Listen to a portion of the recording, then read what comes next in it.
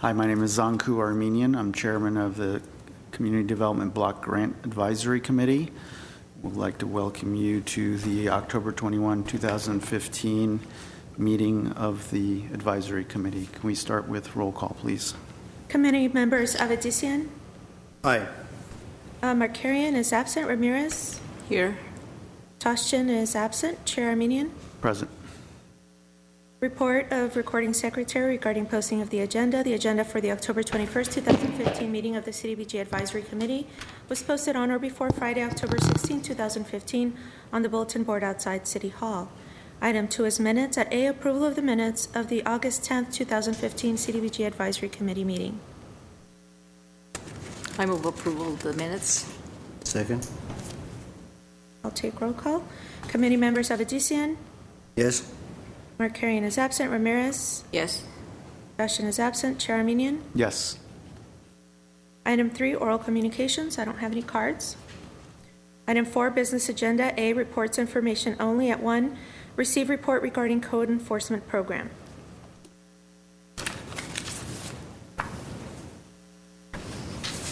Yes, Mr. Chair, members of the CDBG Advisory Committee, good afternoon. I wanted to just report briefly on item 4A, that's regarding the Southern Glendale Code Enforcement Program.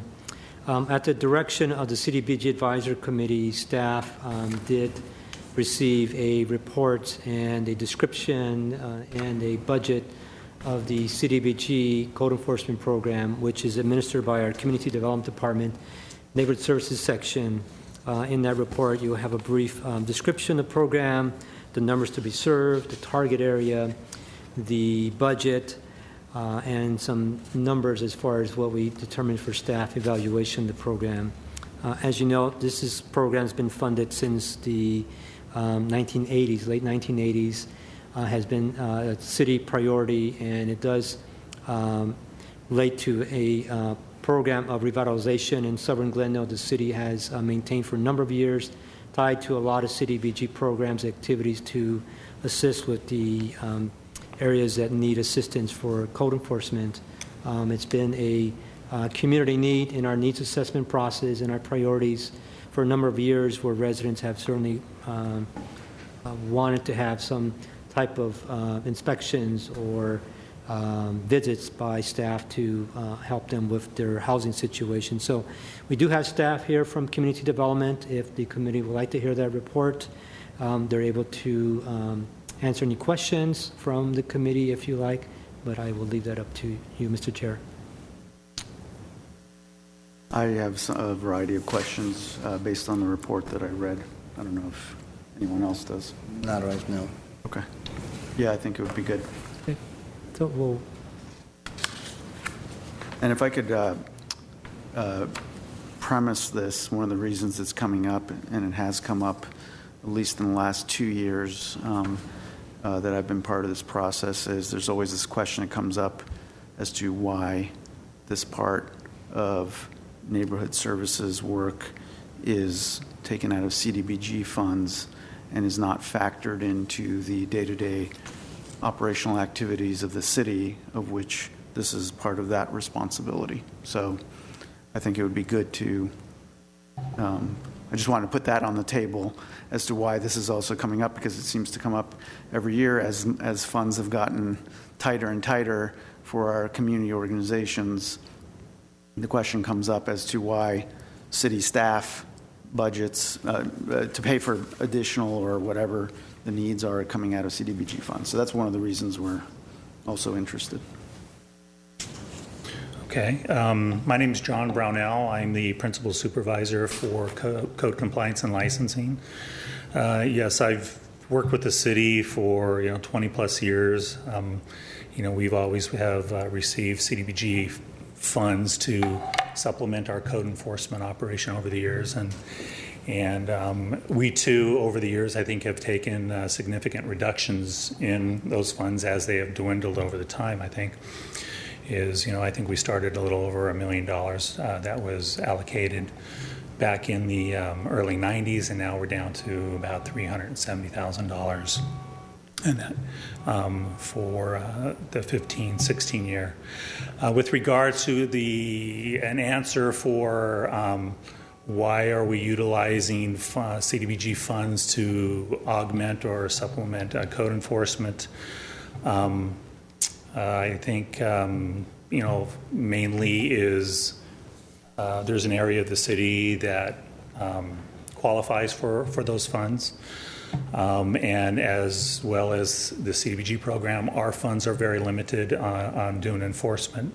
So this is one way we have looked at to augment our current code enforcement program to access those funds that are available for areas within the city that qualify for that. And I believe how we use these currently now is in the most southern portion of the city below Broadway. There are other areas that also qualify for those areas, but because of the limited dollars for that, we just have to focus those funds into an area where we identified as a project area, and we have a certain criteria we follow to select that area. So that's pretty much why we access those funds. I do understand that there are other community groups that are also in dire need of those funds as well, but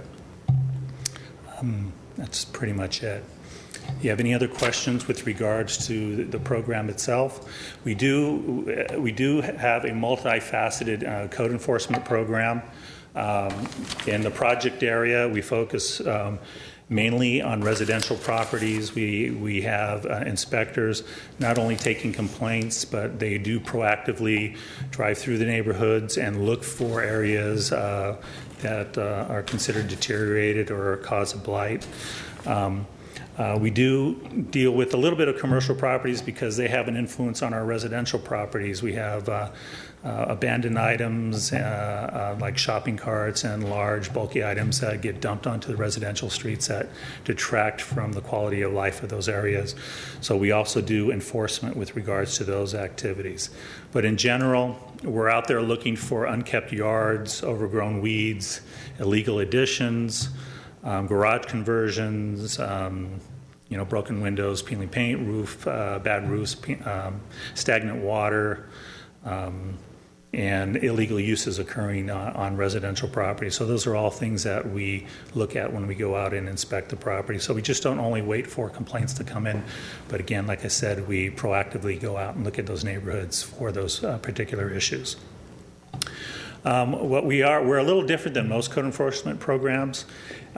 We stress voluntary compliance, although we do have tools and mechanisms to force compliance in that, but we do work with our property owners in those particular districts to encourage them to comply with the regulations. My staff are pretty well versed on the regulations, both municipal, building code, zoning code, and so they have the ability to explain, what those codes are, why those codes are in place, and that. So they do a little bit of that educational function while they're also out there enforcing the codes. But at some point in time, if we find that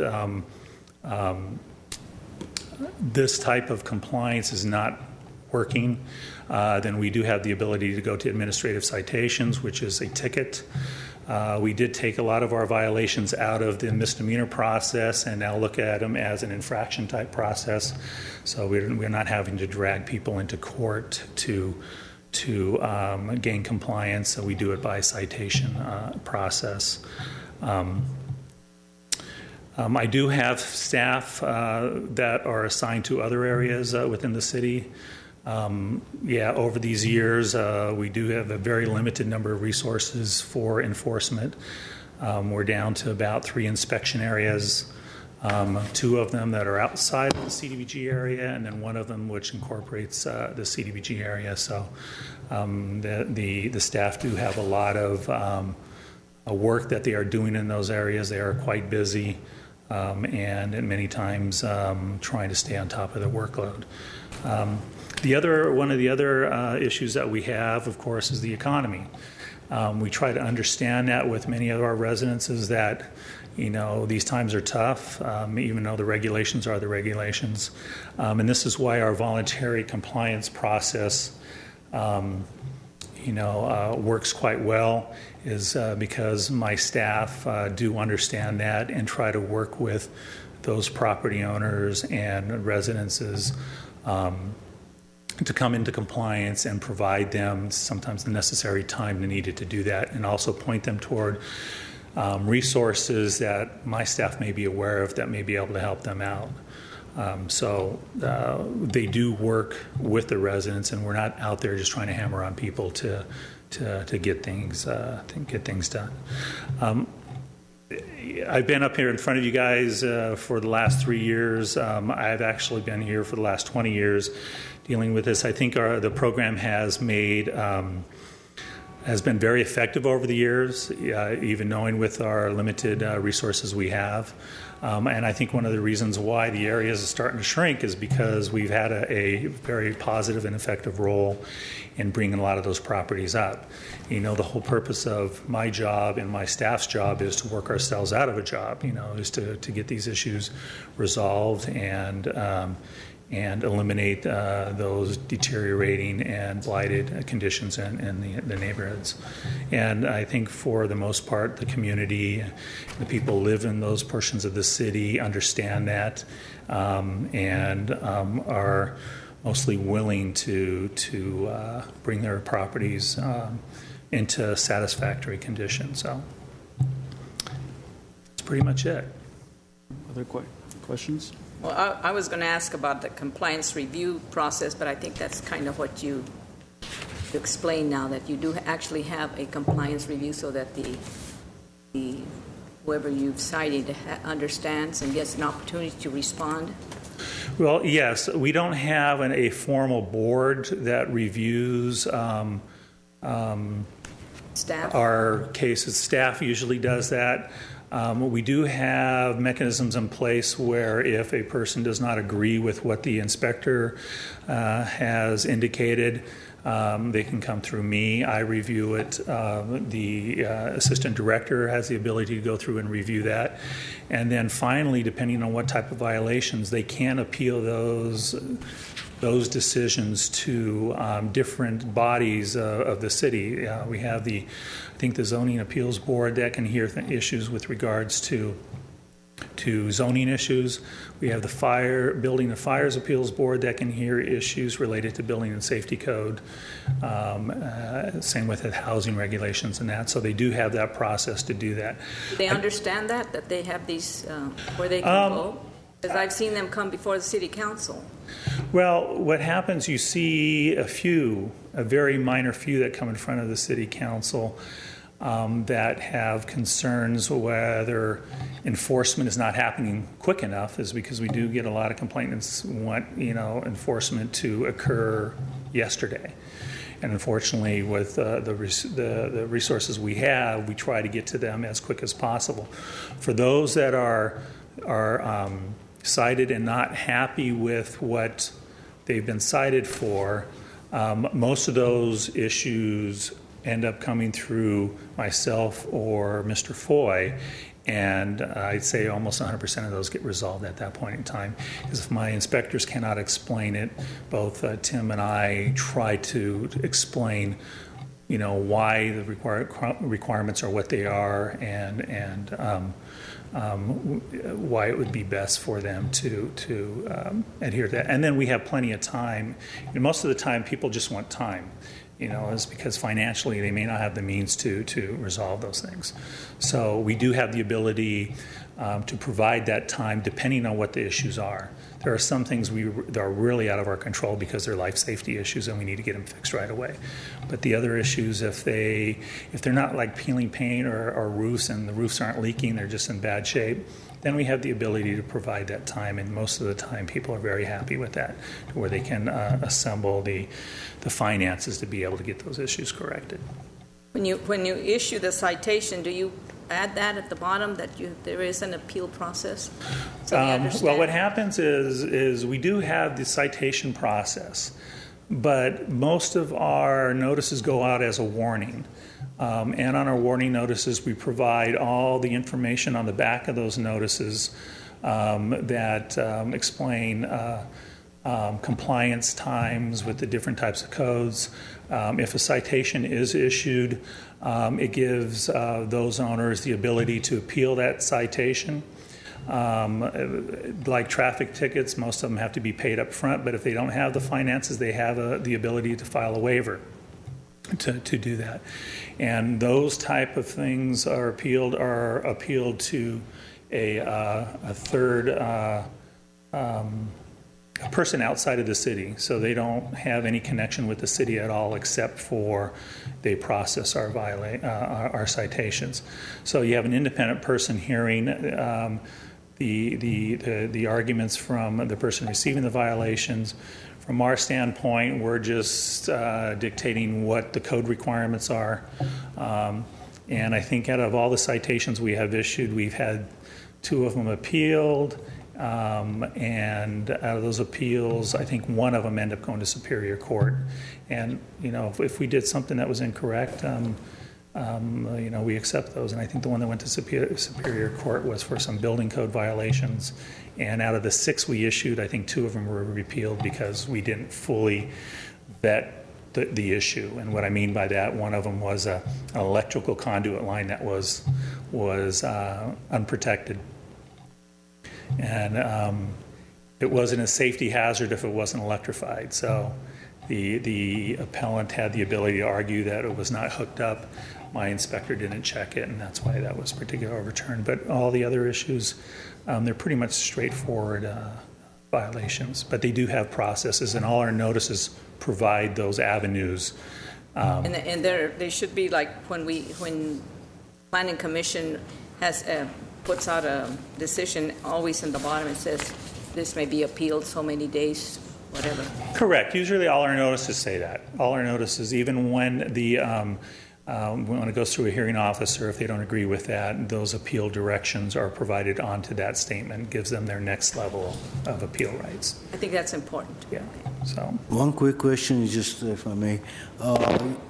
Sorry, you just mentioned that you had a third party taking care of the violations and looking after the violations or processing them? It's a third party that we contract out to process them. Okay, which means all they just do is they receive the citations. They send out notices, like you get a parking ticket, say, hey, you have a ticket that's due. And they collect all the fees and do all that processing. If a person follows the appeal procedure that's on the citation, follows those directions, they take those appeal requests, they process them, they schedule the hearings, they send us documentation on when those hearings are. We send them documentation for a case file, so the hearing officer has all the information in front of them to properly hear the case. But they're not there enforcing the regulations. They're only there as a go-between to do the paperwork. It's pretty much and process the payments. Just don't have the resources any longer to be able to do that stuff in-house because it's very time-consuming. So we contract that out to do that. Very similar to the police department. I think they contract out for their parking tickets to do the same thing. So why couldn't that pay for your code enforcement? Well, the cost for processing those is very minimal. Again,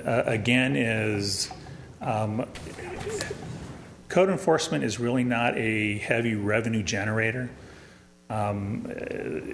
We don't utilize our process to do that. It really doesn't work well for trying to compel people to comply with the regulations, because the argument would be, oh, you're just citing us because you want to make money.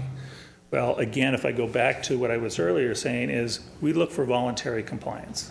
We issue warning notices and give property owners and residents an opportunity to comply without any fees assessed. We don't assess any fees for for first inspections or last inspections. So we give them an opportunity to do that, and probably I'd say about 60-70% of those that receive one of our notices request additional time. Almost 100% of those people who request time, we give it to them, because we understand is our goal is compliance, not punitive. The only time we ever get punitive is if we have no choice, is because things are taking too long. And many times the complaints we receive are usually from occupants in rental dwellings. They're trying to get things fixed on their properties, and unfortunately their requests aren't being dealt with quick enough, so they usually call us to give that little nudge to those property owners to fix those things. So it goes to the property owner, not to whoever's inhabiting or occupying. Correct. The property owners are typically responsible for the maintenance of the properties, of the structures, and so on. The only time we ever address issues with tenants or if it's something that they're directly responsible for. If it's hoarding type issues, junk and debris, inoperable vehicles, uncleanliness of units and things of that type, then we'll deal with the tenant themselves, and we always CC the owner. But most of our issues deal with property owners. They're the ones that are responsible for maintaining the properties in at least a basic standard condition. And that's building and safety or zoning? Building and safety, municipal regulations, zoning regulations. It really depends. There are quite a variety of issues that can be directed either toward a tenant or toward a property owner. It really depends on what it is. And then one more question. Sure. So how do you fund your consultant that handles all these enforcements? They get a percentage of each ticket that they process. It's a minimal amount. Our tickets start around $100. I think their fee is $22 per citation, which the person receiving the citation pays for that. The city doesn't pay for that. So if we issue 0 tickets in a year, the third party gets $0. If we issue 1, then they get $22. So the city is not really putting any upfront funds to contract with these people. So I would say that we have to be careful that so many of this enforcement are not in this qualified census area, that too many of those citations are going to enforcement, and the other areas that have code enforcement are kind of... Well, what happens is any funds that are collected within the CDBG area, those funds get programmed right back into the enforcement program for that particular area. So it doesn't go into the city's general fund or anything like that. The funds are the fines and the reinspection fees that may be collected from enforcement actions in that particular area. Those funds at the end of the year turn around and get put right back into the program.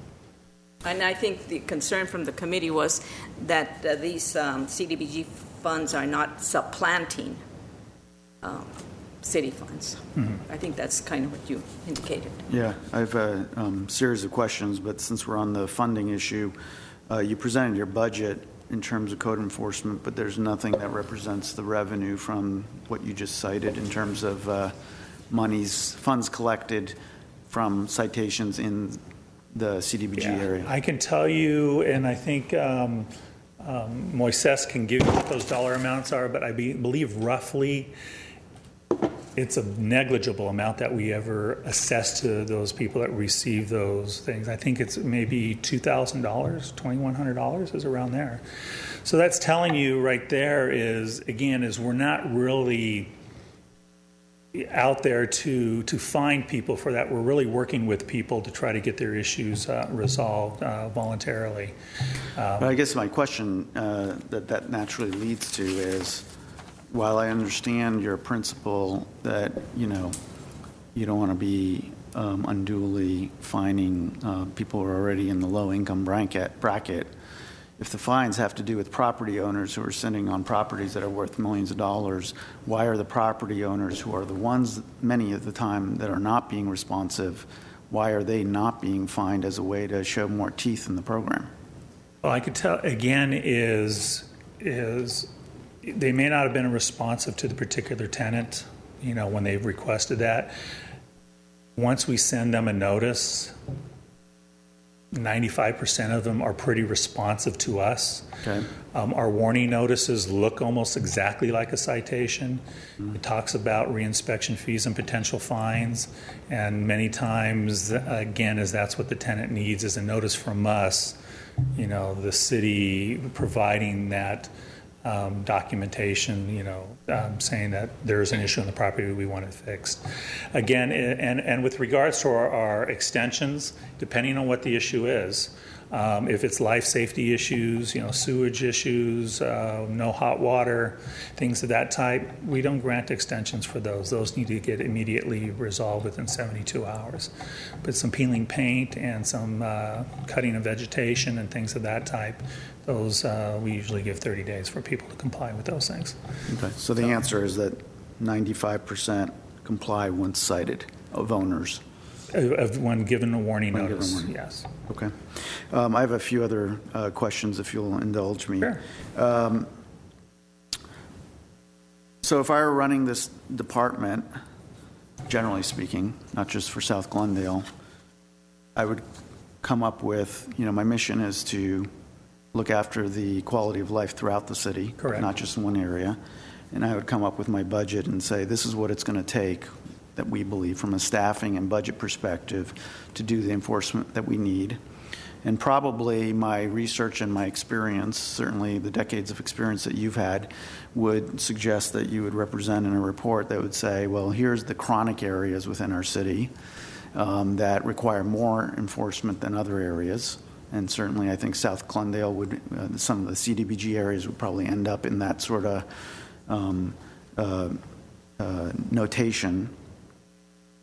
And then a city council would fund what it thinks it can fund based on its, budget and revenue streams to look after the quality of life of the entire city, including those areas that are more chronic.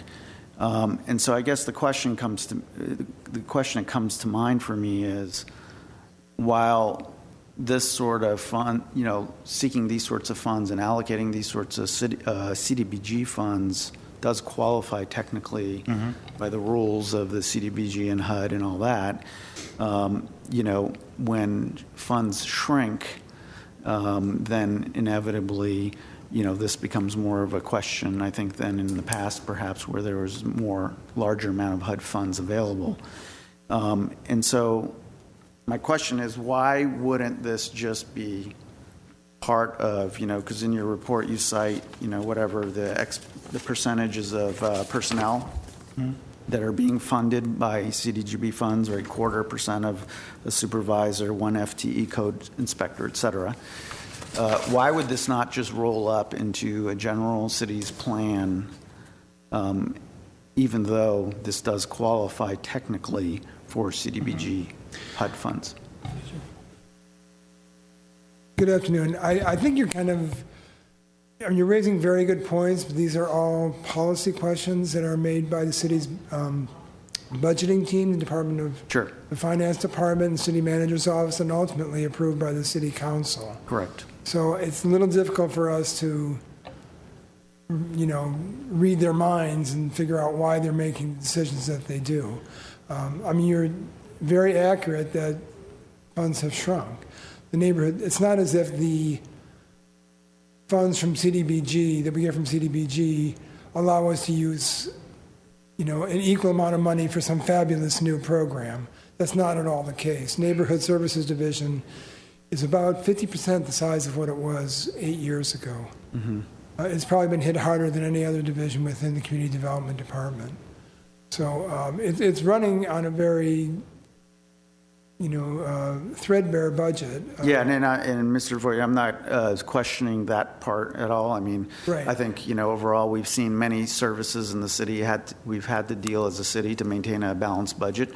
Had to deal with, hard choices that have to be made and trade-offs that always have to be made. I know my appointing council member has raised this issue specifically just because, again, you're making trade-offs here. And this particular case, within the purview of CDBG, the trade-off is funds available to nonprofits versus funds being allocated to what would be a normal city responsibility, right? Code enforcement, quality of life issues is a citywide issue. It's not just one neighborhood or another. It's not just well-to-do neighborhoods versus low-income. It's all one. We're all one city, and so we all have to be concerned about the whole city as a city government. And so, again, the question comes up to, while these sorts of programs may qualify technically and certainly historically have been funded in some portion by CDBG funds, from a responsibility perspective, these are day-to-day type of city government responsibilities. They're not special programs other than additional resources that we're trying to secure here for an area that is low income and is more chronic, perhaps has more chronic problems than other parts of the city. So I'm just representing,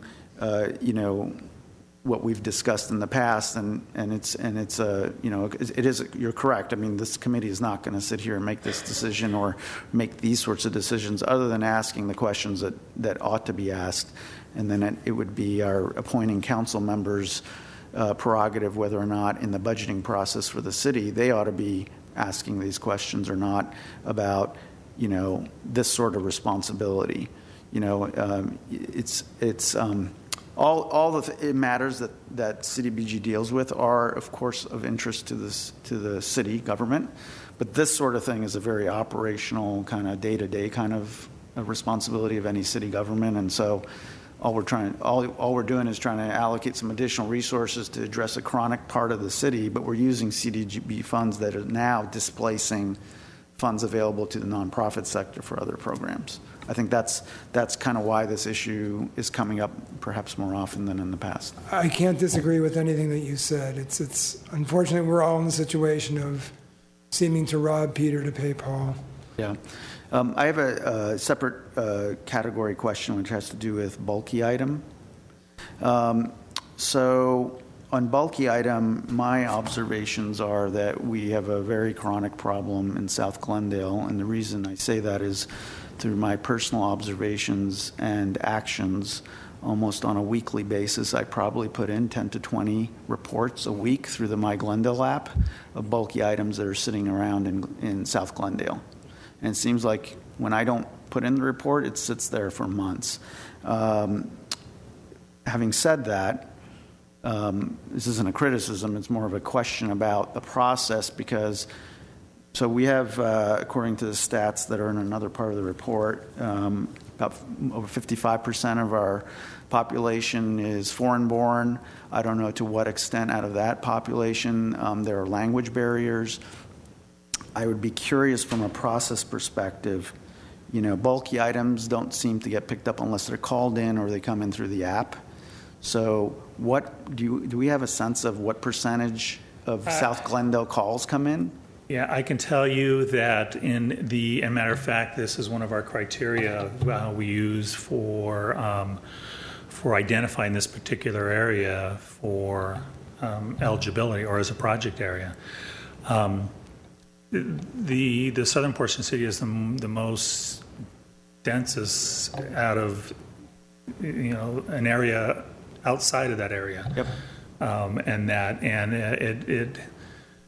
And because of that, when you have more density, more people, you have people discarding things, and I think with our society today, people are more concerned about buying things that are just throwaway items. Nobody fixes things anymore.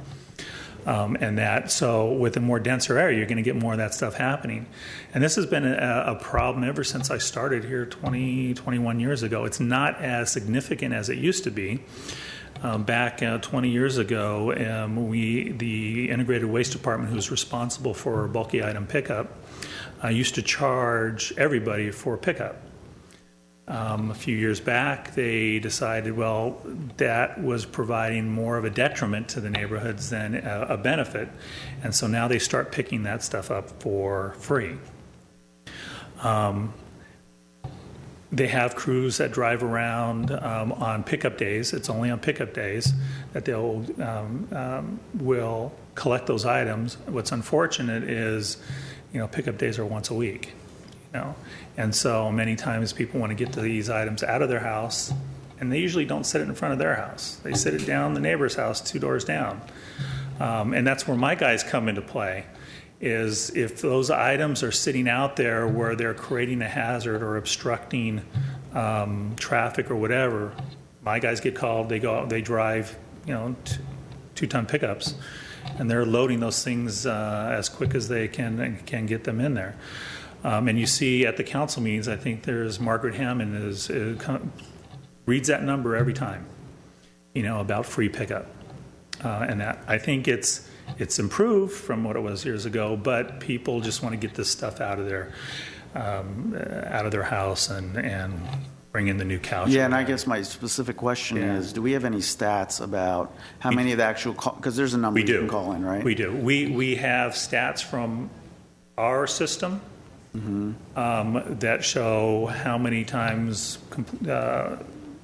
discarded items are called into us, and our guys go out to pick those up.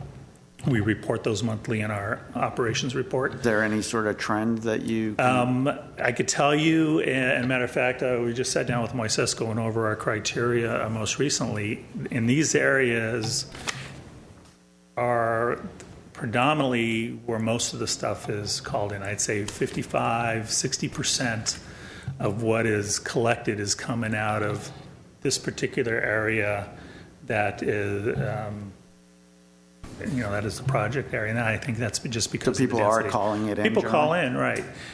If they didn't call in, then you wouldn't be able to drive through the streets because there'd just be so much stuff. I mean, there's just that much that comes through there.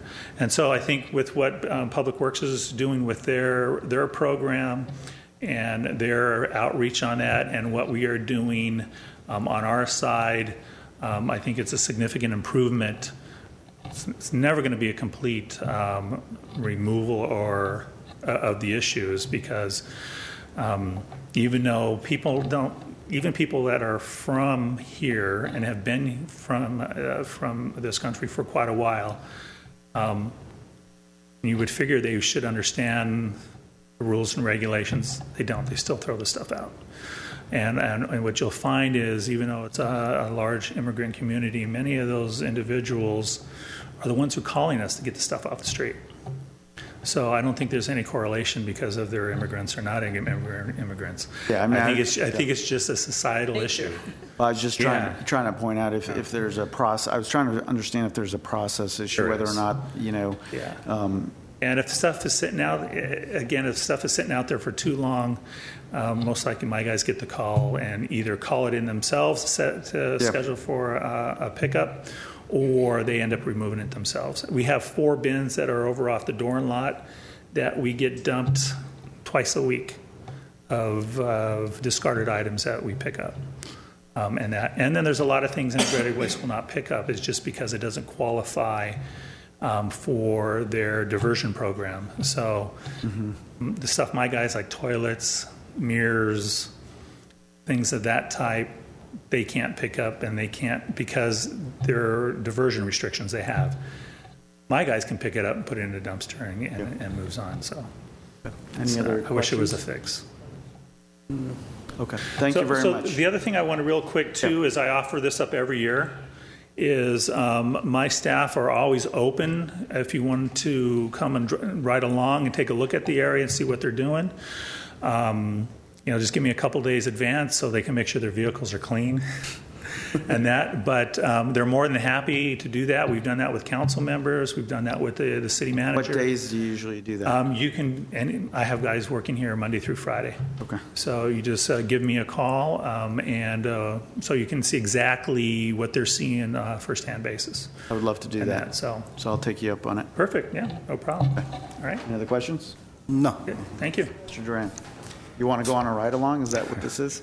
No, I've been on my share of ride-alongs. I just wanted to make a few more points about the code enforcement program, because in many ways it does boil down to a philosophical question. that we will be discussing with the City Council in November, and they will have another opportunity to decide if they want to continue pre-designating CDBG funds for code enforcement targeted to Southern Glendale, or if they would like to handle Southern Glendale code enforcement in a different manner. But I do want to provide a little bit more of a perspective, or a different perspective. When HUD was formed, when HUD was established, the purpose and intent of HUD was to provide additional resources to cities to deal with urban blight and to address conditions of slums and blights in their neighborhoods. And so code enforcement was a very common means of dealing with slums and blight and the condition of the housing stock in low-income neighborhoods, and where tenants were being gouged by property owners that were not providing them quality housing. It may have been affordable, but it wasn't quality housing. So CDBG has always been used as a main tool to ensure that those low-income residents in our community are able to live in quality, affordable housing, and we're able to do that through the use of the CDBG funds in Southern Glendale. And of course, every year the city has to pick and choose what it can afford to do and what it cannot afford to do. And the city went through its own recession where we had severe budget cuts, and the city council and departments had to make those difficult decisions. So if the city had to decide between badly needed handicapped accessibility curb cuts, or water lines, or street repairs, or Southern Glendale code enforcement, but Southern Glendale code enforcement happens to be available for CDBG, which are our tax dollars coming back to our community to pay for special projects, then it would make sense to use the CDBG funds for code enforcement and use your general funds for other activities that are not eligible for CDBG code enforcement. So that's part of the thinking, and that's why we continue to use CDBG for code enforcement. It continues to be a high priority in the city and of the city council. And in a lot of ways, you can make the same argument about why we've been using CDBG funds for parks in Southern Glendale all these years. You know, city council could have decided not to do that as well and to draw on the general fund, but CDBG funds are eligible, and they were designed to give a shot in the arm to low-income neighborhoods. So we've been using CDBG for public improvement projects in Southern Glendale. But again, these are discussions that need to take place, and we will with the city council. So I just wanted to add that. Yeah, no, I appreciate that perspective. And like I said, these are about choices. They're not about right or wrong. I think, but I think even though it's been decades of using the funds in this manner, if you just look at ahead of our 2016-2017 budget, which we'll review a little bit later in our agenda today, you know, the code enforcement represents 24% of the HUD funds that we anticipate. If those funds go down, the percentage goes up, if that's the amount we stay at. So it's worth, because of that substantial amount, it's worth asking the question and answering the question periodically, just to make sure philosophically everyone's still on the same page in terms of how those things are decided. Correct. And again, to expand on that and provide another perspective, when you look at the amount of pre-designated funds over all the funds available for capital improvement projects, the pre-designated funds also represent the lowest percentage of the overall that we've ever had. And the 400 and how much is it for community capital improvement projects? $412,000 is the greatest amount that we've made available for community capital improvement projects. So we'll be dealing with those issues again as we get into the specifics, but I do appreciate Mr. Foy and Mr. Brownell's appearance today to help explain some of these issues, and thank you very much for that report. Okay, if there's no other questions, then we'll go on to the next agenda item. Item 4B, action items. At 1, selection of new chair and vice chair.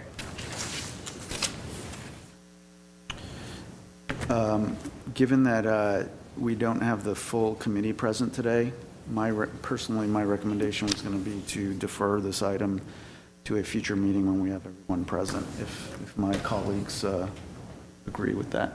Well, I was thinking I would just nominate you to continue, and then go from there.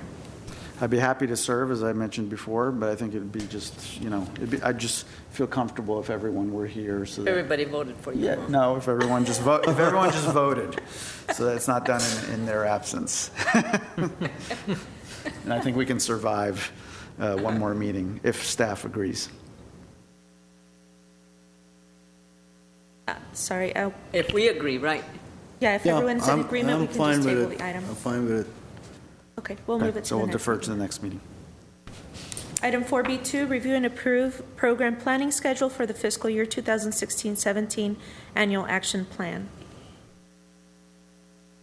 Yes, Mr. Chair, members of the committee, you have the program planning schedule for the fiscal year 2016-2017 CDBG and ESG and Home Action Plan, which is essentially our schedule of meetings and events that will occur to develop the CDBG funding plan. Of course, beginning with today with our advisory committee meeting. I'll just read off some of the more important dates to note on your calendars. November 17th is when we'll take the recommendations made today from the committee to the City Council for their approval to RFP out the CDBG funds that we'll discuss in a few minutes. That meeting, of course, will allow us to approve any program priorities, any discussions we're having regarding capital funds, any other directive we might have from the City Council as well. The next important meeting is December 1st, when the RFPs for those CDBG funds will go out to the agencies and departments for the community services, social services, and the capital improvement funds. Those will go out December 1st. I'll go out November 20th, with a meeting on December 1st. November 20th is our timeline to get the RFP out, coming up very quickly. Those proposals will be due December 30th in December, right after the holidays. Doesn't get any easier. Our next advisory committee meeting would be February 26th. That, I believe, is a Friday. That's the full day of the social services meeting when we review and make funding recommendations for the social service program. So that will be a full day here in the council chambers. The following Monday, a leap day, February 29th, will be our meeting to review the capital improvement projects for the recommendations for those projects. And we expect to go to City Council on April 12th, 2016, for approval of the funding recommendations and the entire funding plan. These are the brief meetings that we have for the following few months, and essentially we would certainly want to make sure the committee has their calendars set for the important dates of February 26th, an all-day event, and February 29th, which is a half-day, morning to noon meeting. Those would be certainly essential meetings to review proposals. Okay, Sounds good. sounds good.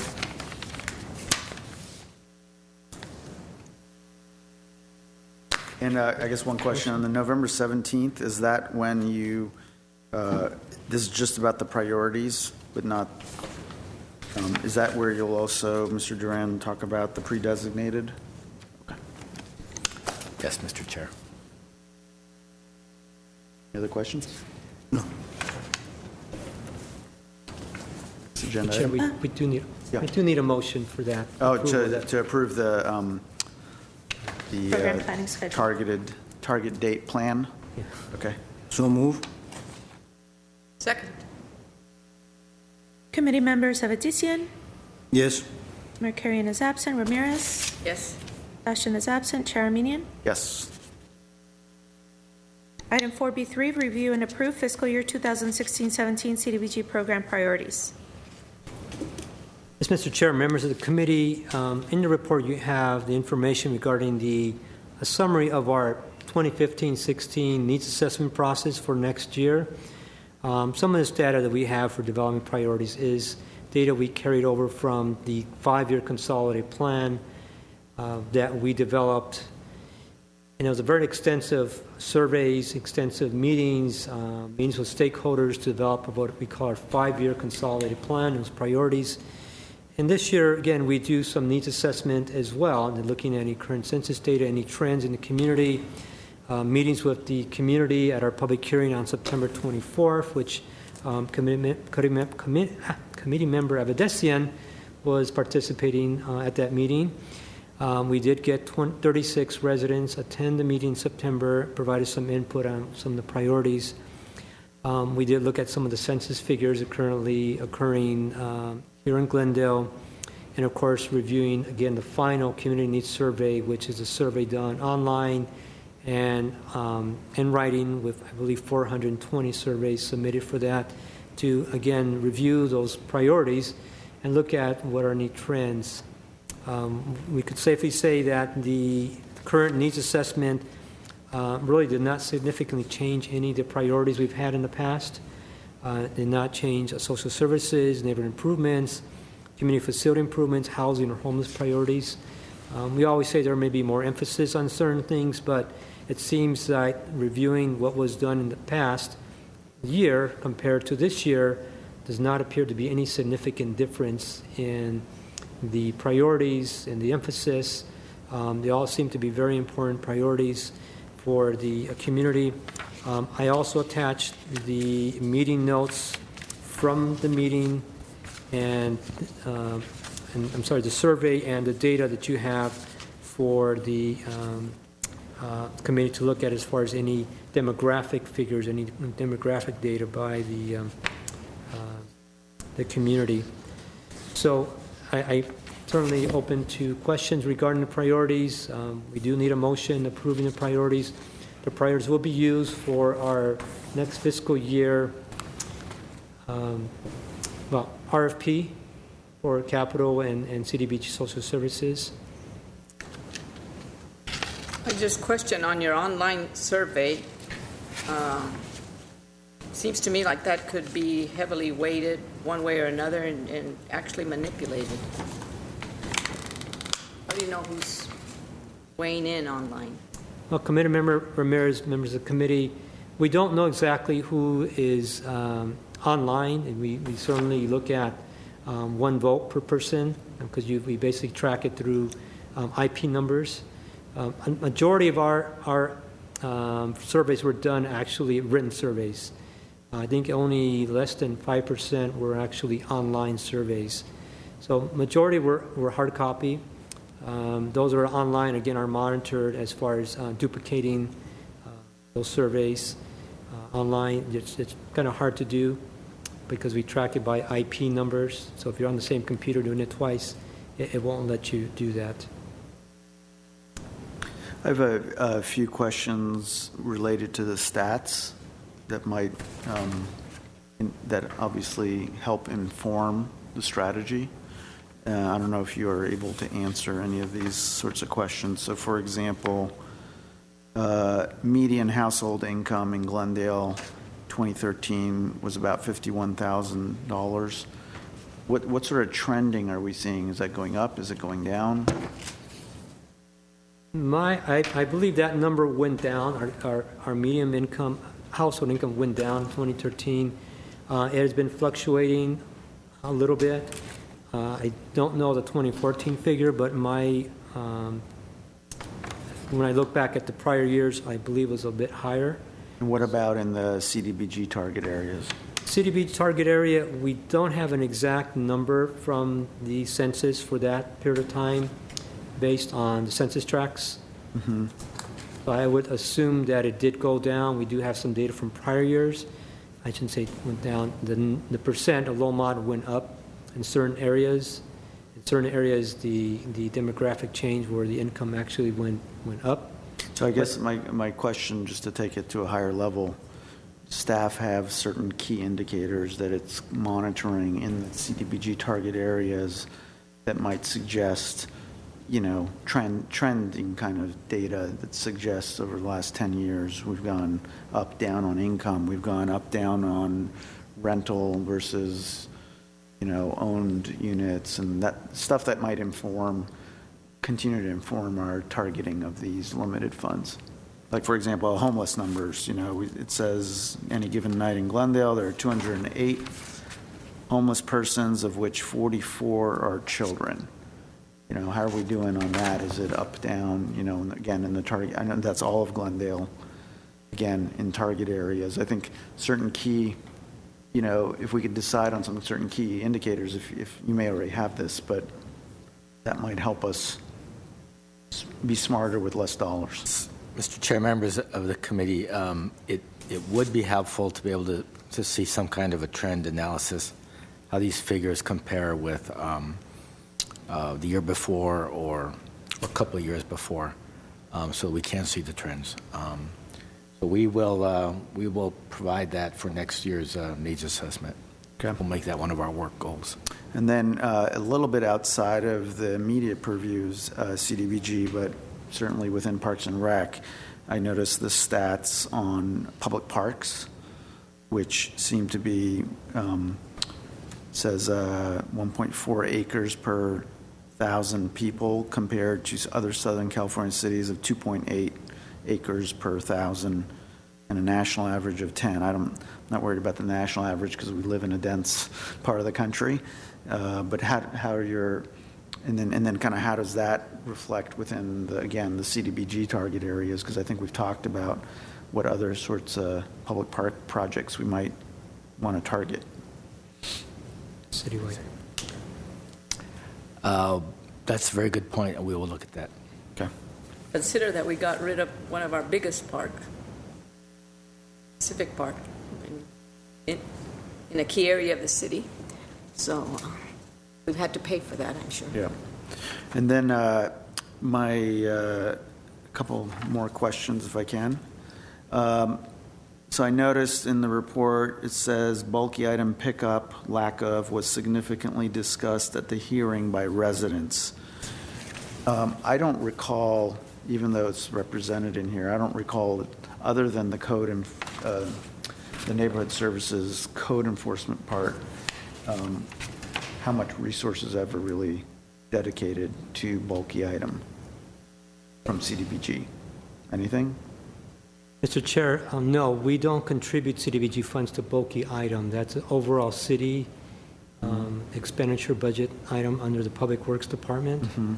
So again, the responses I listed here are some of the responses from the Right. residents. And of course, you heard from Mr. Right. Brunel that.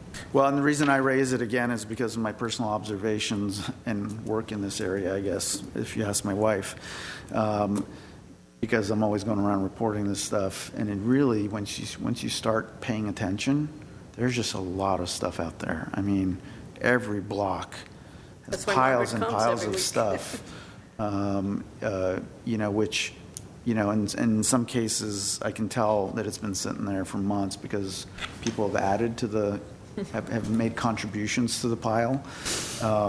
It's been sitting there for a long time. And again, I don't know whether it's a issue of stuff being reported, Mr. Brownell seems to think otherwise, or whether it's just because of the density of the housing, there's just large amounts of stuff coming out and we just can't keep up. But to me, that's a quality of life thing when there's trash, large piles of trash sitting around on every block almost that I walk. Just earlier this week, I literally pulled over and I said, I'm just going to walk in and start doing my Glendale app reports, and I did 10 within 4 blocks, which it's just a little sample off of Chevy Chase and Broadway area. So I don't know what else could be done other than this, because that's really a city service. It's not going to be a nonprofit doing it, but seems to me that there isn't reporting happening. Because if there were, when I report it, within a week or so, it's gone. When I don't report it, it sits there for a long time.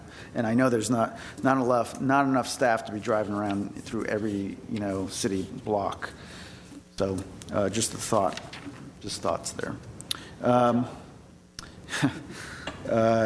then I had one other question. Let's see if I can find it here.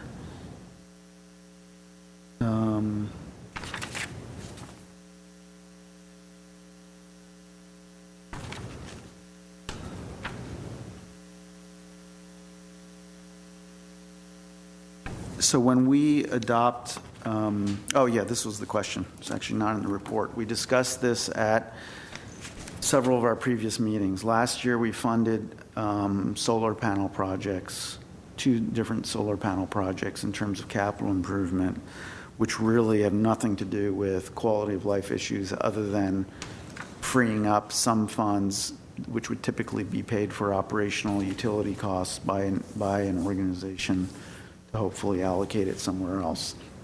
And they were rather large capital expenditures.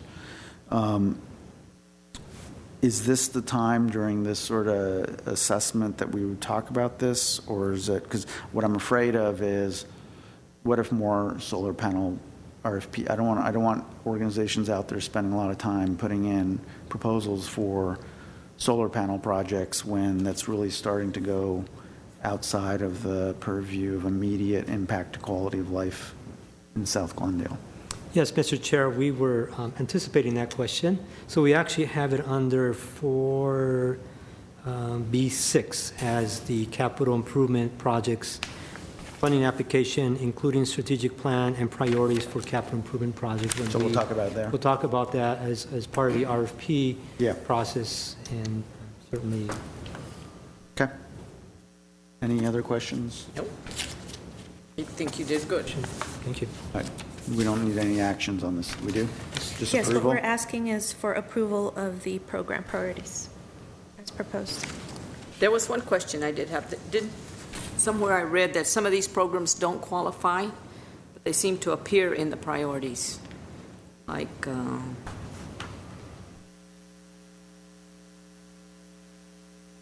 think we had some on crime and public safety programs. Well, the neighborhood watch we can handle. Isn't that kind of handled through the police department?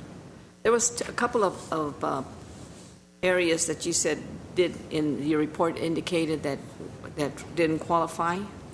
That was in the homeless and safety. But anyway, all of these that are here do qualify for funds. Yes. They didn't just come from the needs assessment, the meetings. Oh, I'm sorry, Commissioner Ramirez. You're correct. I did mention, for example, trash and debris abatement. Not necessarily a service is eligible. So in other words, regular bulky item service is not eligible. But in urgent needs, in urgent times when there's a beautification effort, then certainly CDBG funds can be used for those type of services.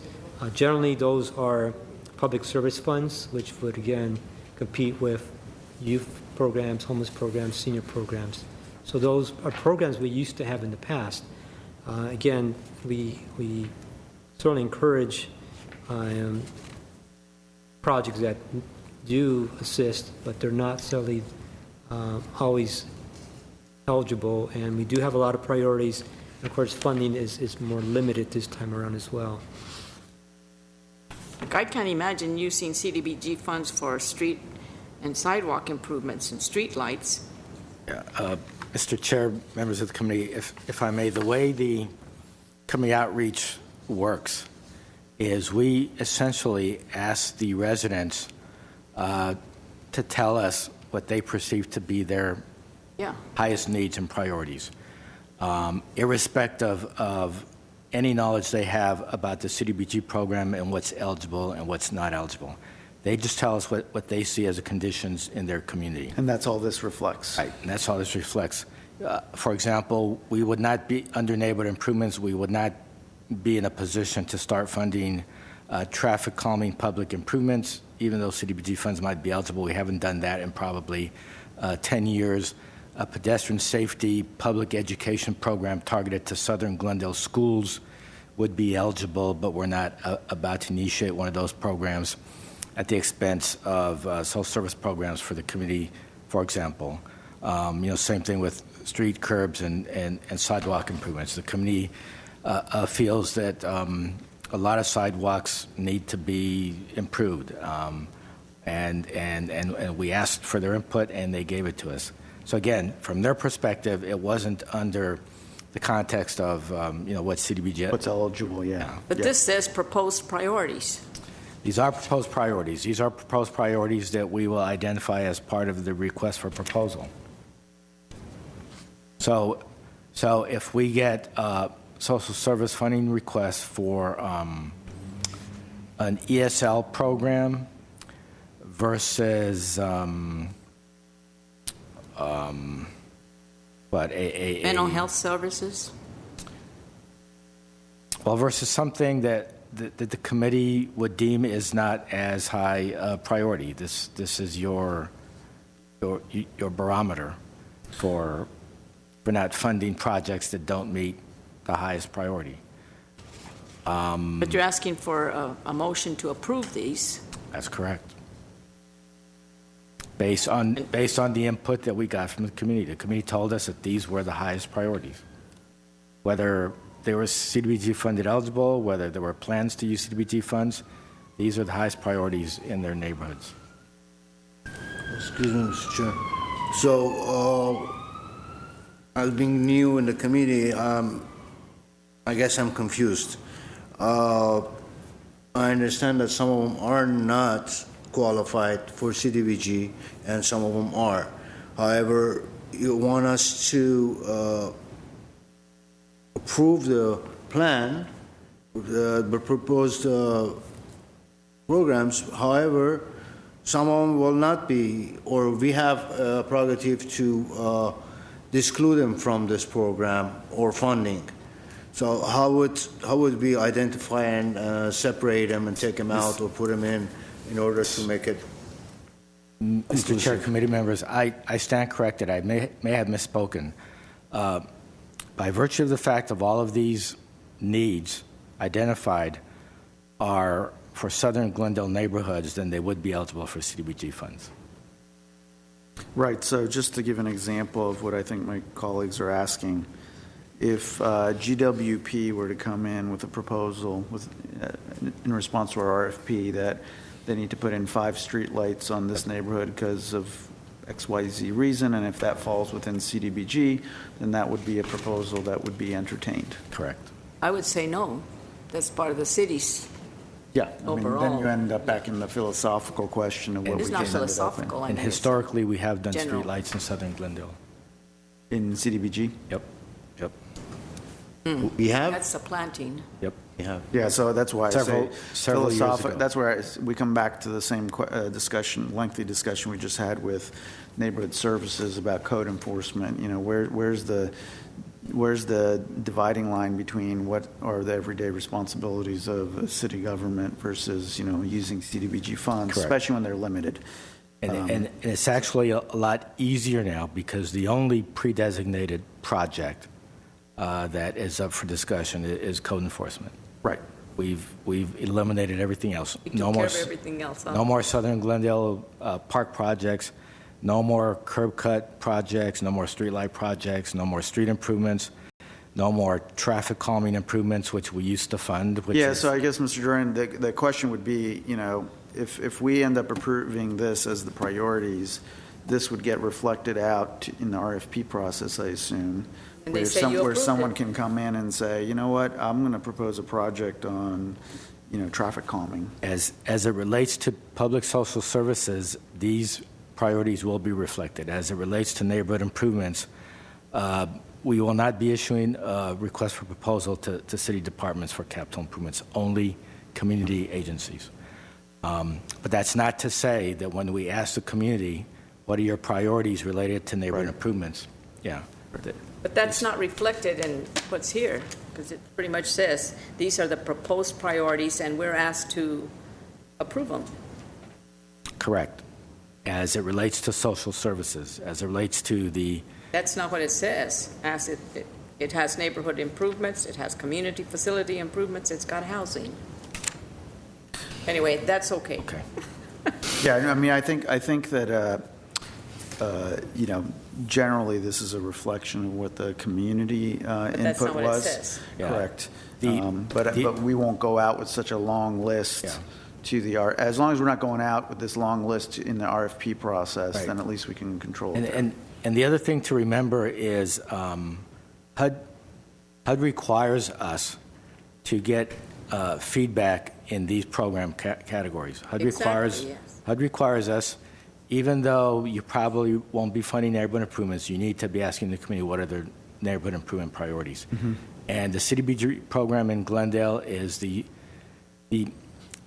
CDBG program is a national program. All of the rules and regulations and guidelines and requirements apply to every city in this country that operates a CDBG program. So it could be in some small towns, somewhere else in the country, they're still doing some of this stuff, or they do it differently. We still have to all follow the same rules across the country nationally. So we still have to ask about housing. That's good. It's not the questions I'm having a problem, it's that they're considered priorities.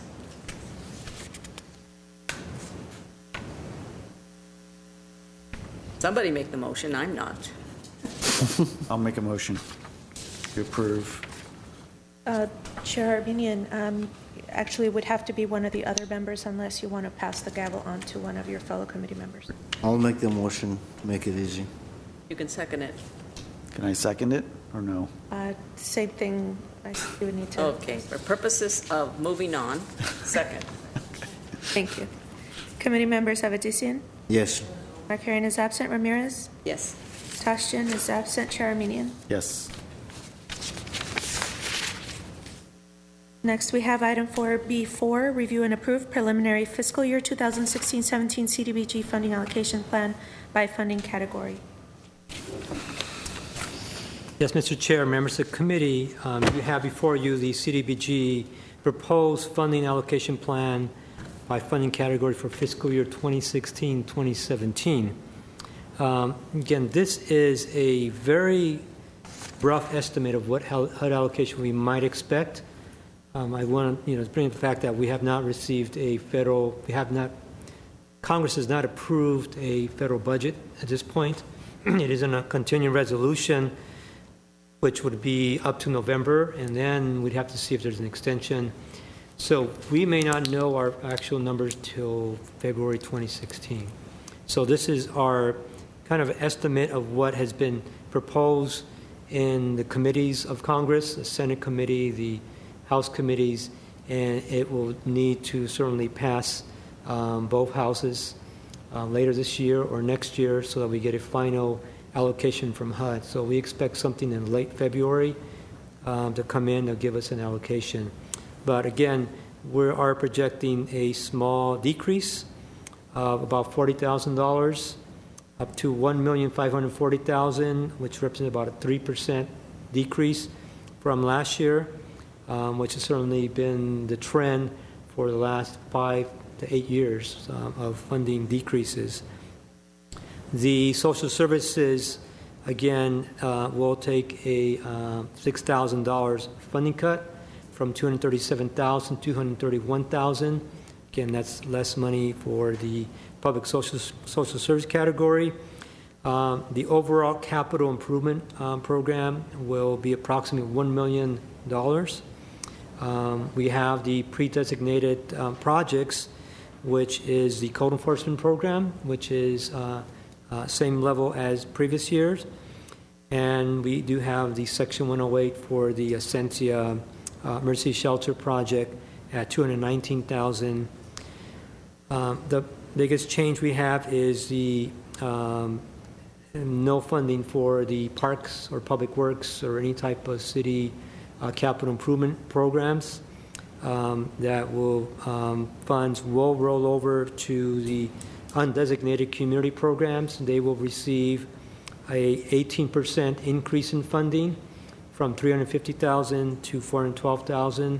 Again, that 18% of funding increase comes from the elimination of park projects this year or any other capital improvement project besides code enforcement and the Section 108 loan. The total being $1,540,000 for fiscal year 2016-17.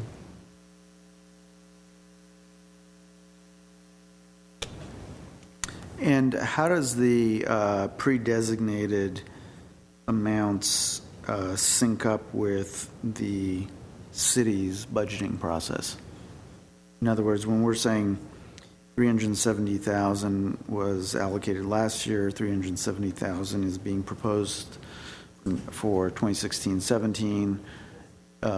When is the city's budgeting process in terms of that amount? What if that amount goes down? How does that work?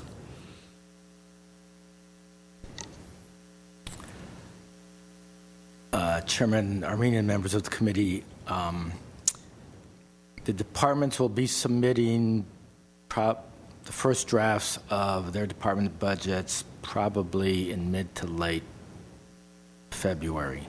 So around the same time. Yeah, so there would be time to have a discussion and to make a very thought-through, conscious decision, and the department would still have time to make adjustments if it needed to. Okay. Questions? That's it. Okay. If I may, I just want to learn, the loan payment to the 108 loan payment for the Essencia, what is this loan payment and what is this, how come it just went up? Is it, how does that work? Sorry. As Commissioner Avedisia and members of the committee, the Section 108 loan is a 10-year loan repayment that we received from HUD for $2 million, again, over 10 years. It's for the Essencia Emergency Shelter and Access Center on Tyler Street here in Glendale. The reason why it goes up, it's a kind of a variable rate, and the variable rate actually, instead of usually going down, the rate goes up, and that's how HUD has structured this loan, so that eventually it'll cap out at maybe $220,000 a year. It probably won't go over that, but the way the rate is structured, that we break up our payments into interest 6 months, and then 6 months later we pay principal and interest. So it's a structured loan, so it generally does go up, but I think it gets capped around $225,000. I believe this is our 4th year of that payment for the Essencia project. Thank you. So the requested action is approval of the preliminary funding allocation plan. Okay. I move approval of the allocation plan. Okay. Is there a second? Second. Committee members Avedisian? Yes. Markarian is absent. Ramirez? Yes. Question is absent. Chair Armenian. Yes. Item 4B5, review and approve a fiscal year 2016-17 request for funding proposal, RFP, for public social service projects and CDBG funding application. And Mr. Chair, members of the committee, what you have before you is the CDBG funding proposal, the first one being for social services. That's the application, the RFP, all the attachments that an applicant would utilize for an application for CDBG funds. Of course, it has been revised to reflect the current funding amount of $231,000. Part of the RFP does, again, reflect the program priorities for social services only. Again, as part of the process for funding, we do look at making sure that the priorities that applicants use this as a guide for priorities that the committee has just approved. Again, those being employment, training programs, youth programs, homeless services, health services, mental health services. Those are priorities that were just approved, that were drafted into the RFP for the agencies to apply. Nothing significantly has changed in the RFP process or the applications. We felt that the application was thorough enough that agencies could continue to provide detailed information for the committee, including their current outcomes and the current number served. Those are very important, certainly for the committee to see. Since a large majority do reapply, you can see certainly their current goals and their current expenditures as far as funds go, and that will begin in February. So we will have a technical assistance meeting for all the agencies to receive instructions on the application in December, I believe December 1st, and we will certainly inform the agencies to make sure, again, they comply with all the requirements in the RP, the application, and the program priorities. We did make one change in the RFP as far as the audit process. Again, as the committee approved last time, we are going to mirror the federal audit requirements of allowing the submittal of the single audit by the large organizations to the 9-month federal requirement versus 6 months. However, we certainly encourage all the nonprofit agencies to work on getting their audits within the 6 months, or at least attempt to have some data available for the committee to review, so that we're looking at older data. But certainly that's one of the requirements that was changed recently. Questions? Will you make sure that we have the agencies that meet that criteria for the nine-month extension or whatever we approved?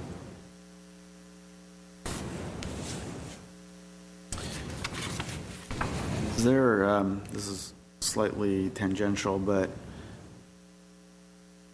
have we seen any issues with any of the currently funded organizations in terms of their ability to spend the funds or anything like that?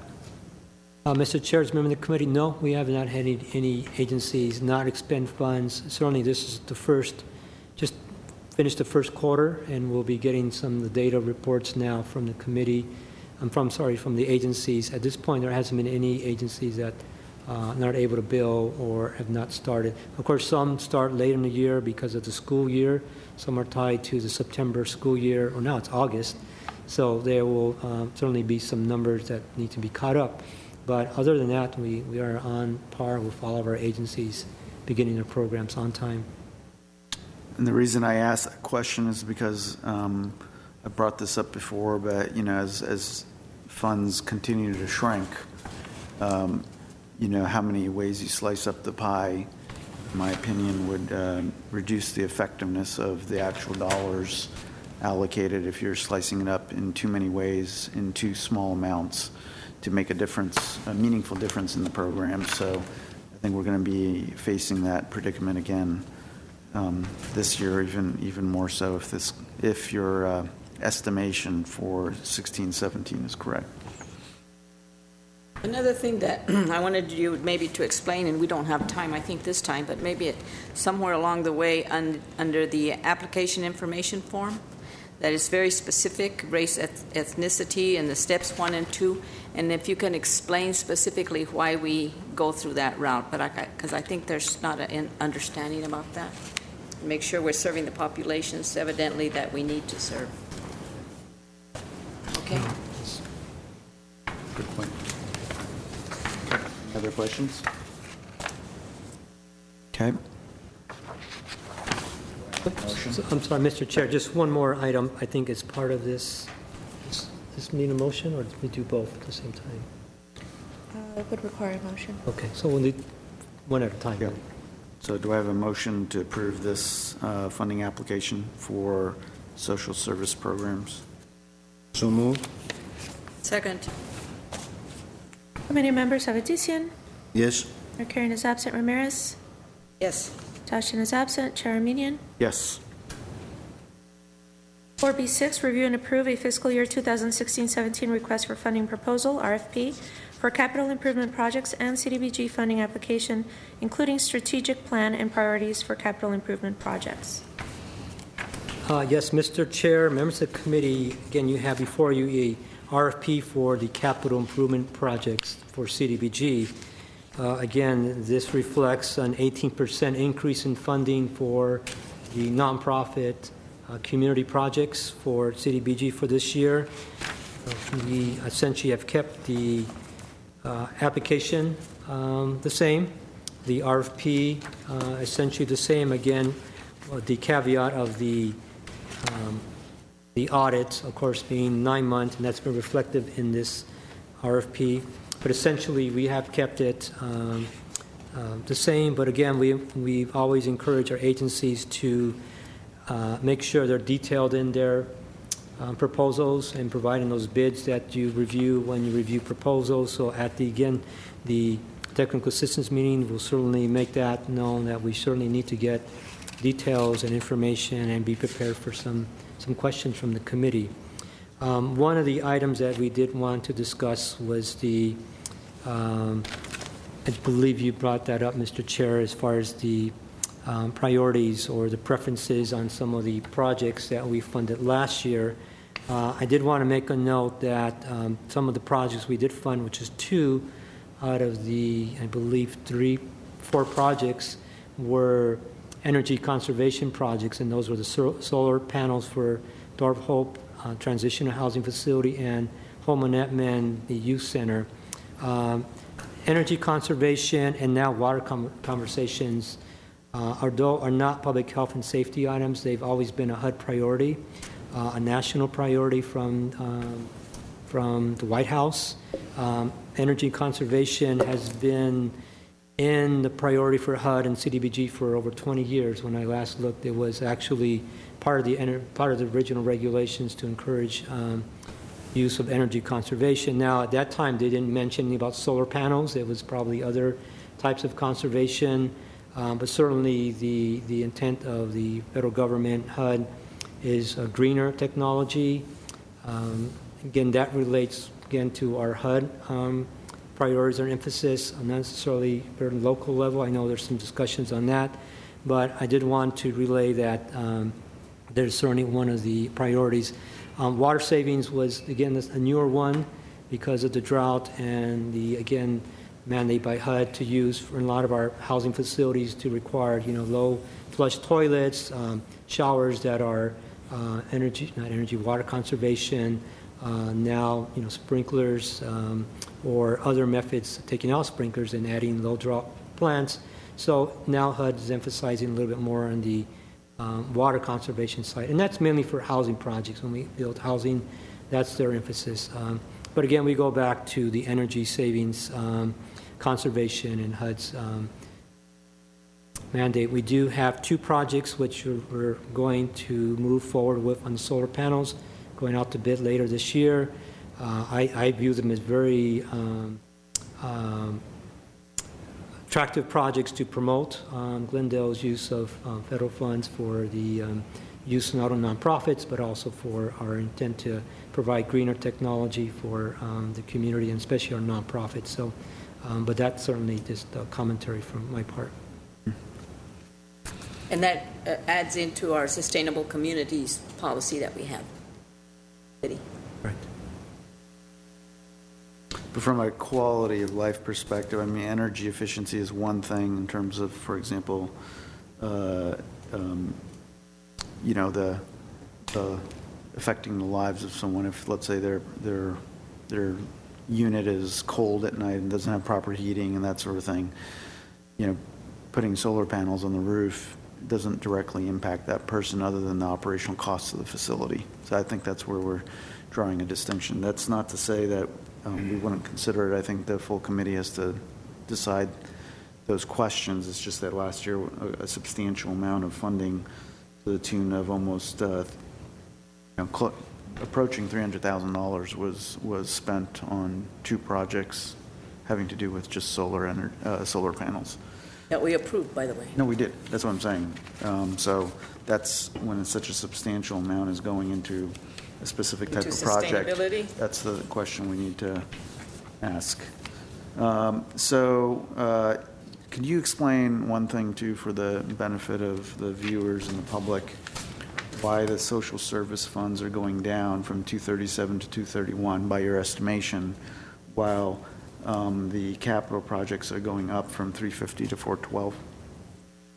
Sure, Mr. Chair. Just again, looking at the proposed funding plan, HUD allows us 15% to be utilized for out of our total grant for social services. So we take our estimated grant funds that we're getting for the city of Glendale, and that's our 15% cap. So fortunately, with a decrease in funding caused by the overall budget situation in the government, essentially in the Congress and White House, budget reductions and sequestration the last few years, there's always been less money for entitlement programs. Certainly a lot can change the next year or two with the election, but that's our grant funds. So our certainly decisions to maximize the use of our social service funds. The idea of the increase in the capital funds for nonprofits was certainly the concerns from the committee to have a little bit more funds to fully fund capital projects, because sometimes we do provide, I would call, piecemeal projects that really need full funding to really finish off and do the improvement versus the extra work of having them come one year and then come back the next year. I think that was certainly a concern from past committee member Olivares, who made that certainly his concern. So we decided to have funding that we had utilized for our Parks Department and Parks projects and find other sources of funding for the Parks program, such as the Development Impact Fees funds for our Southern Glendale Parks, and use the CDBG funds that are available for our nonprofit community facility projects.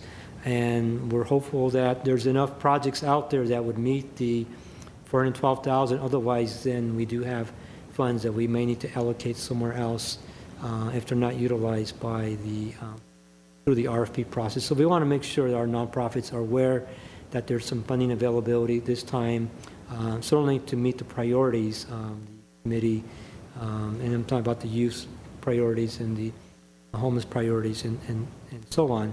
So that was our thinking, and this is our recommendation. It's up to the committee to of course, make any decisions on the RFP process as far as any emphasis on. Certainly our concern as well as public health and safety. If there's a roof that's deteriorated already and there's no use in putting a solar panel on there if its roof is caving in. So certainly our first priority has always been public health and safety, balancing out with any other type of energy conservation if those come up, reviewing them as any other project, but certainly that's the preference of the committee to make. I think that's a good move on the part of the that the development fees fund the rest of the parks, because I think pretty well we're well cut up, right? South impact area. Yeah. Chairman and members of the committee, I think we're in a good position right now. We recently completed Maple Park. We're out to bid on Palmer Park. The next park we're focused on is Fremont. Oddly enough, Fremont is not in a CDBG eligible target area, so we're using development impact fee funds in a similar fashion that we would otherwise be using CDBG if it wasn't Southern Glendale. So that's the reason we're not using CDBG for Fremont. But we will be taking care of Fremont. We recently built Maryland Park with state grants. We used CDBG funds for land acquisition several years ago, I think 1.3 million. Then we used a state grant for the improvements. So we're also always trying to effectively leverage the different funding sources to get the most out of each grant opportunity and each funding source. I think Park's in pretty good shape. Adams Square is still relatively new. Pacific Park is still relatively new and running very well. So you're right. I think we are in a good position right now with regard to Southern Glendale Parks. So it's a good time to go off of CDBG funds for a while and make those funds available for the community instead. And frankly, that was, keeping your direction in mind that we decided to propose that. Are there any new opportunities in terms of open space acquisition in the CDBG areas? Nothing that is obvious. Or affordable?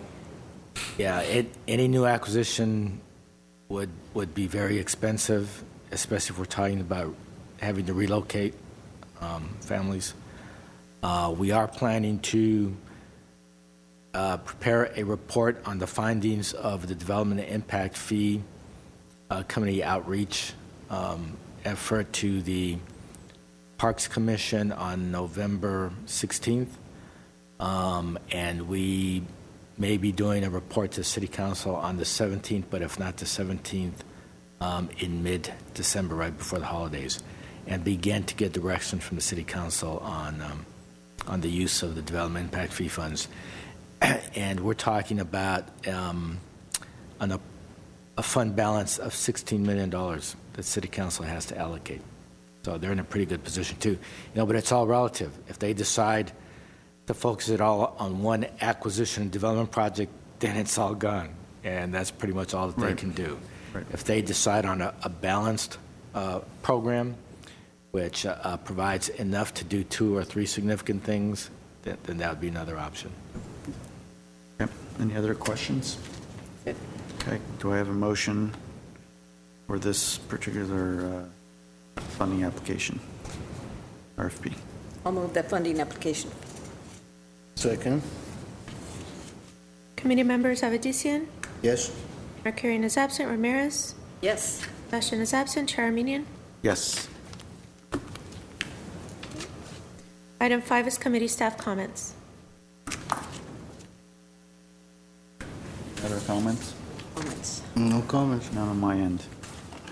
Actually, I believe staff has a couple of announcements to make. I'll just bring up a couple of flyers here. Yes, Mr. Chair, members of the committee, just wanted to advise the committee about our upcoming fair housing workshop. And this is essentially for our Glendale landlords to receive information on rights and responsibilities as a landlord. This is a CDBG funded project. As you know, the Fair Housing Rights Center provides services for the community for tenant landlord assistance and as well as fair housing services. This one is for Glendale landlords. We do have one in April for tenants, so the tenants know their rights, but this one is mainly geared towards Glendale landlords. So we're certainly like to invite you to come if you'd like to see the information that they provide, and then we can notify you about the April one as well. Do we have a speaker? No? Also, another announcement is our homeless count for 2016. Annually, we do a homeless count in the morning, in very early morning, for the homeless population in Glendale. It's a volunteer effort put on by our staff to count the homeless at shelters, places where they're congregating, sleeping early in the morning or in the evenings, and provide a homeless count. So we really need to look for volunteers to assist with this amazing project, which again will be January 27, 2016. It's actually, I believe, a national count. Some cities have it on different days, but it's certainly a national point-in-time homeless count. As you've been reading the papers, there's been a lot of news about homeless in the greater Los Angeles area and the increase significantly in Los Angeles. We did have a slight decrease in homeless count here in Glendale, but again, it's a regional issue, and sometimes homeless persons will come in and out of Glendale, so we never know. But certainly, this is a very important phase for us to continue our homeless programs and services. So, if there's any questions, please call myself or any of the numbers up there. Will we have a winter shelter this year?